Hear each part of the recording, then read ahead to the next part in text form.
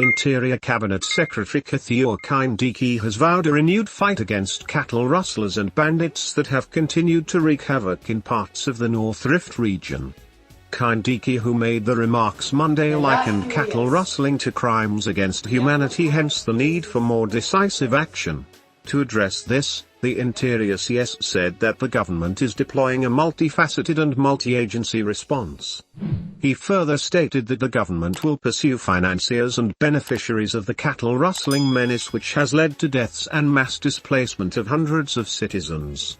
He added that the government will follow up on the policy directives and the commitment made by President William Ruto during his recent visit to Samburu and Turkana counties to rid the country of criminal gangs. The Interior CS stated that the government will conduct a sustained security response to get rid of the criminals in the country. 5 days ago, the Interior CS met with leaders from West Pokot and Baringo counties to discuss measures to tackle perennial insecurity that has plagued parts of the North Rift region. The Ministry of Interior and National Administration, MINA, said the meeting, which was attended by among other leaders Tiati MP William Kamkit and his Pokot South counterpart David Pkozing, was in line with the presidential directive on hastening an end to cattle rustling and banditry in the North Rift and other parts of the country. The rising cases of insecurity in the North Rift have led to the loss of hundreds of lives, displacement of residents, and loss of thousands of livestock. The last few years, we have not had cases of terrorism. The government remains seized of the existential threat that terrorism poses to our country. In this regard, we continue to be on high alert to ensure that we deter, we thwart, we preempt and neutralize any planned terrorist attacks in our country, to ensure that the stability we have enjoyed in the last few years continues. I will not be speaking to the operational issues because that is not my mandate. Neither is it desirable that we speak about operational issues now. Suffice it to say that the government remains alert, vigilant, and engaged to ensure that the horrors of terrorism that have hurt our country previously do not visit us. We want to assure Kenyans that the country is safe and free from terrorism. We will continue getting engaged, and we want to warn those who think they can plan to hurt our country. We will go for them before they come to us. We will go for them before they come to us. Secondly, in the recent weeks, there have been reported incidents of bandit attacks in many parts of the northern part of our country. Recently, His Excellency the President addressed the issue of banditry, particularly in the counties of the north, during his visit a few days ago in Turkana and Samburu. It is the position of government to follow up on the policy directives and the commitments made by His Excellency the President to ensure that we rid our country from a gang of a few citizens who think that they have the wherewithal to dare and even try to hold fellow citizens at ransom. We are rolling out an unprecedented response against criminals.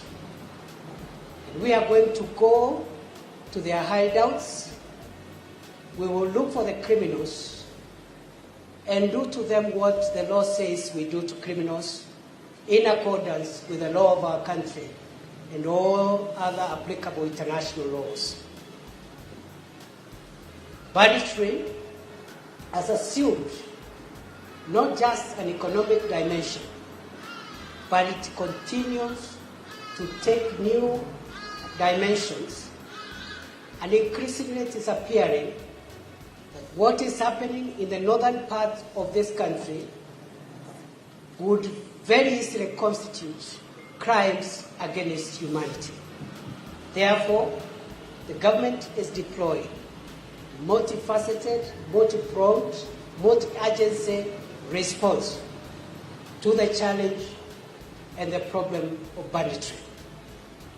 We have information where they have been retreating to. We know the challenges that have been associated in the past in getting to them. We want to make it clear as government that we are coming to dismantle not only the criminals themselves, but also to bring down the entire chain that has been the cattle or livestock rustling industry, from the financiers, the spiritual supporters, the criminals, the benefactors, and those who purchase livestock stolen from fellow Kenyans. In the last few weeks, these marauding gangs of few citizens have dared the government of the Republic of Kenya.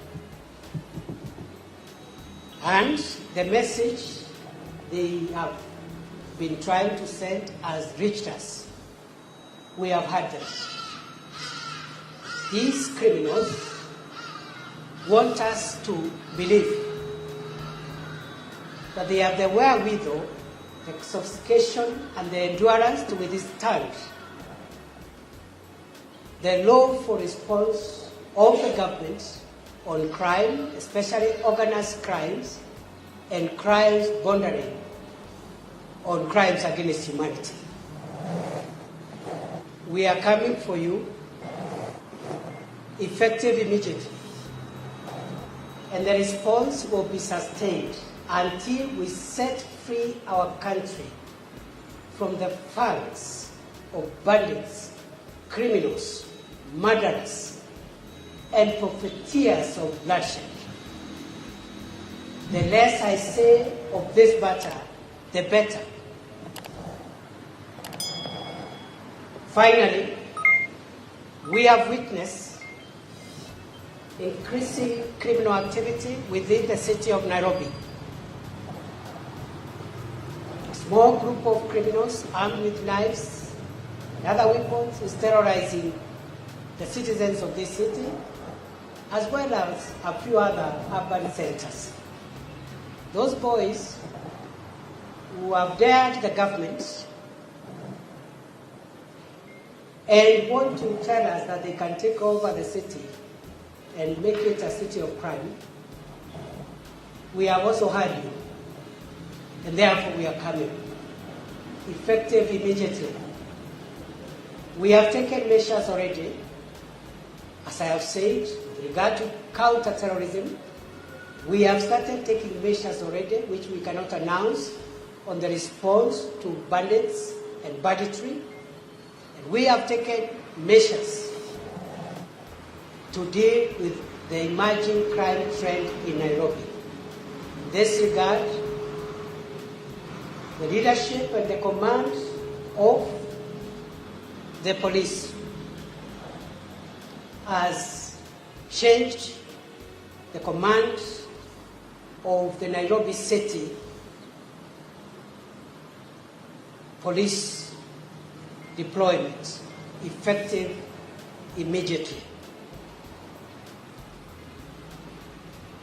The National Police Service also has put in place again a multi-agency,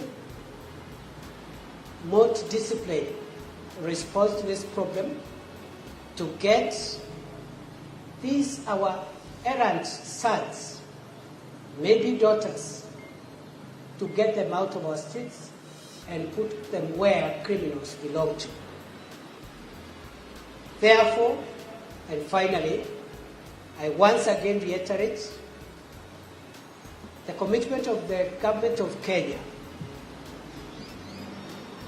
to make sure Kenya remains safe. We cannot trade off our freedom and our security for anything. Not for votes, not for anything. And I say so because some of these criminal activities will soon begin taking a political dimension.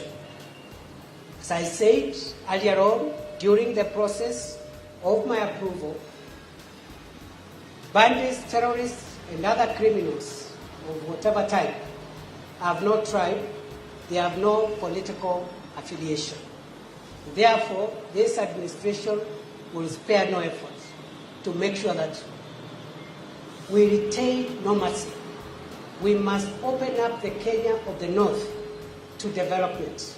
And the entry point of that opening up of northern Kenya is by releasing it from criminals and making it a safe place for investors and government officials engaged in development activities as well as development partners.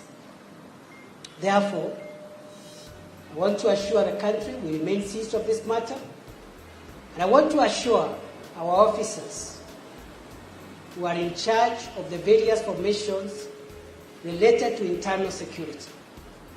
The government will support you, facilitate you, and make sure that as you perform this gallant, sometimes risky service to the nation, you will not be victimized.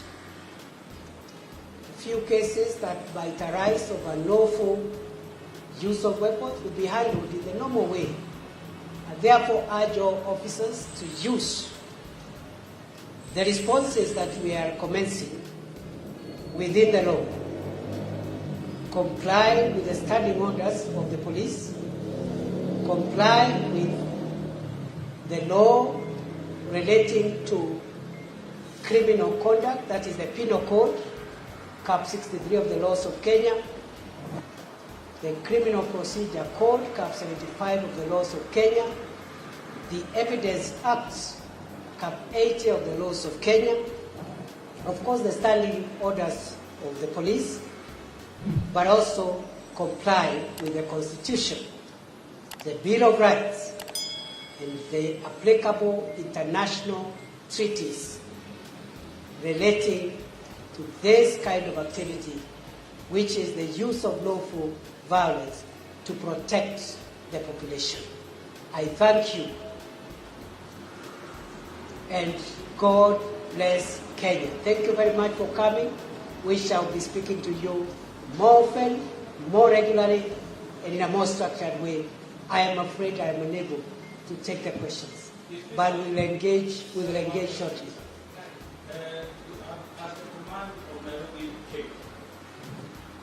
Yes, and thank you very much. Have a good afternoon. The other question is with regards to what you are saying and remunerating police officers and relooking. Is this in relation to a perceived go-slow that is called at the moment? There is no go-slow, and police don't go on go-slow. As I have said, our officers continue to work under difficult circumstances. We respect that law, we protect that law, we defend that law. Increasing incidents of crime will be dealt with as such, without introducing extraneous issues. I thank you and wish you well. Thank you.